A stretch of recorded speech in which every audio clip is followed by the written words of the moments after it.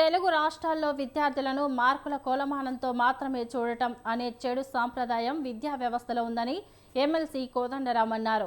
విద్యార్థుల చదువుతో పాటు వారికి ఆసక్తి ఉన్న ఇతర అంశాలపై ప్రోత్సహించేలా తల్లిదండ్రులు, ఉపాధ్యాయులు కృషి చేయాలని సూచించారు.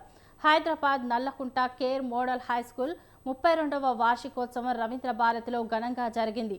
ఈ కార్యక్రమానికి కోదండరాం ముఖ్య అతిథిగా హాజరయ్యారు.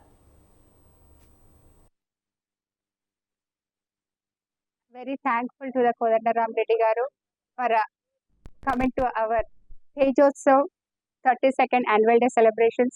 Here we focus not only studies, but we focus on a value education. We make the children successful, responsible citizens.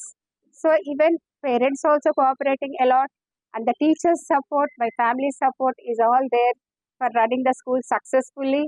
Our old students, they are settled in a very well job. Some of the old students are doing the PG and the doctors, and they are working in a good MNC offices. I'm very proud to say that they are settled. Telangana రాష్ట్రంలో కానీ అటు ఆంధ్రప్రదేశ్లో కానీ విద్యా వ్యవస్థలో ఒక చాలా చెడ్డ సంప్రదాయం ఒకటి ఏర్పడిపోయింది.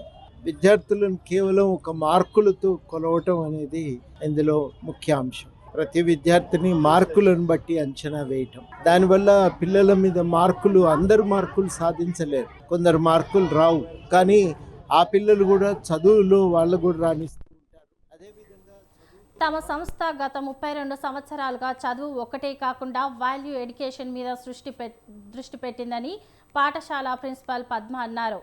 కేర్ మోడల్లో చదువుకున్న పూర్వ విద్యార్థులు ప్రస్తుతం ఉన్నత స్థాయిలో ఉన్నారని తెలిపారు. చదువుతో పాటు సంస్కృతి, సంప్రదాయాలు అందిపుచ్చుకునే విధంగా కృషి చేస్తున్నామని స్పష్టం చేశారు.